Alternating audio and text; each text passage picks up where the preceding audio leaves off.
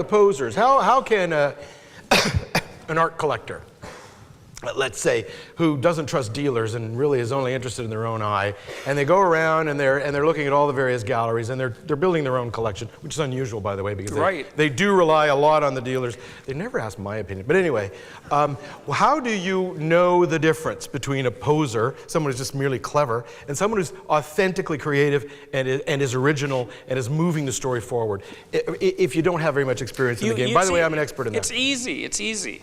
You just wait 200 years. You just wait until 200 years after they're dead. Yeah. Yes. And then skim off the top.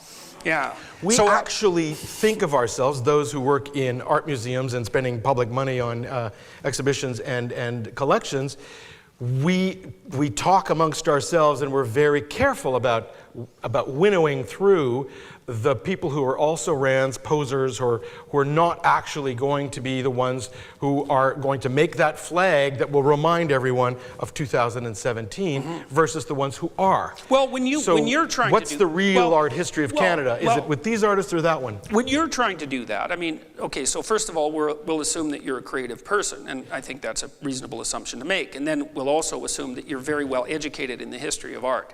So you're in a good position because you can tell when something's been done before. Right. And you also know the difference between something that's been done well and something that hasn't. So in order to do the selection process properly, then you'd have to be creative. You have to have the intelligence and the temperament for it, and that's the capability of perceiving it. So you're saying I'm creative? Well, it's highly probable, because otherwise the probability that you'd be in this position and interested in it, you actually like art.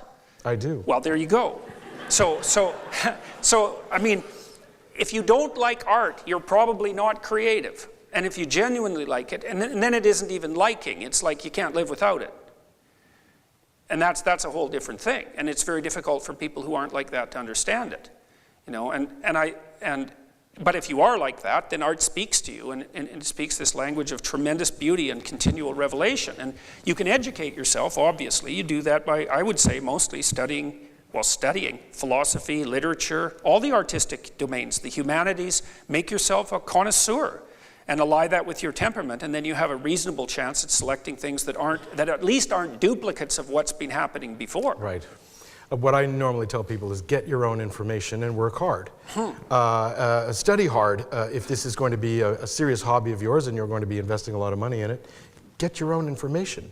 Right. Well, and people are people are absolutely terrified of art. They're absolutely terrified of it. Which is why Canadians' favorite decorating color is beige. It's like, really? It's like, don't paint your wall red because you'll never be able to resell your house. It's like everybody accepts that as a truth. It's like, you know, people can paint walls. It's a rather foolish piece, but people are terrified that they'll make an aesthetically displeasing choice and that everyone will laugh at them, and so they stick with beige. And they really are frightened of art, and no wonder they should be. So now, why should they be frightened of art? Because it speaks of the ultimate depths. If it's real art, it brings it into your house, man. You know, people come. I've got like 600 paintings in my house. Every square inch of the house is covered with paintings, and you know, it's quite a shock for people when they come in. Well, it's because some of them are of Lenin, so surprisingly enough. I've been in your house, Jordan, and a lot of them are of Lenin. Yes.